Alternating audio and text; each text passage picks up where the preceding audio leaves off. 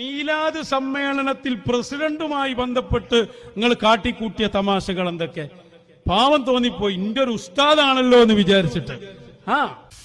പണ്ടൊരിക്കൽ അവൻ വന്നിട്ട് ആ പറഞ്ഞ ആളെ ദർശനെന്ന് പറഞ്ഞ് എന്നെ ക്ഷണിച്ചു. അപ്പൊ ഞാൻ എന്റെ പരിപാടിക്കൊന്നുമില്ല, ഞാൻ വരണില്ല എന്ന് പറഞ്ഞപ്പോ അവൻ അന്ന് എന്നെ ശോനെ ഇങ്ങനെ ആയാല് സമസ്തരുണ്ടാവുമല്ലോ എന്ന് പറഞ്ഞ് അവന്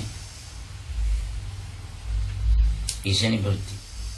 ഉള്ളാള് ഞങ്ങളും ഇവരൊക്കെ അയാളൊപ്പാണ്, വരാഞ്ഞാല് രണ്ടാവുമല്ലോ അറിഞ്ഞു.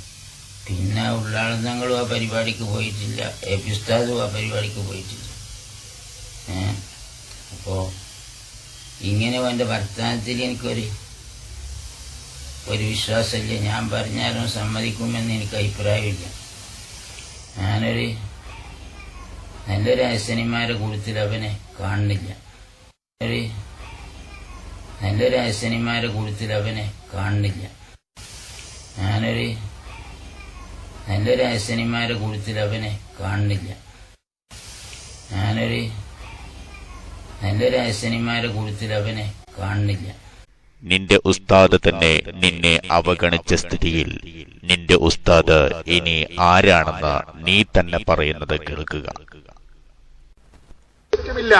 ഓരോ ആളുകൾക്കും അവരെ ദീനിലേക്ക് അടുപ്പിക്കുന്ന ഒരു ഉസ്താദ്, ഒരു ശൈഖ് എന്തായാലും ഉണ്ടാകണം. ഇവിടെ ആർക്കാ തർക്കമുള്ളത്?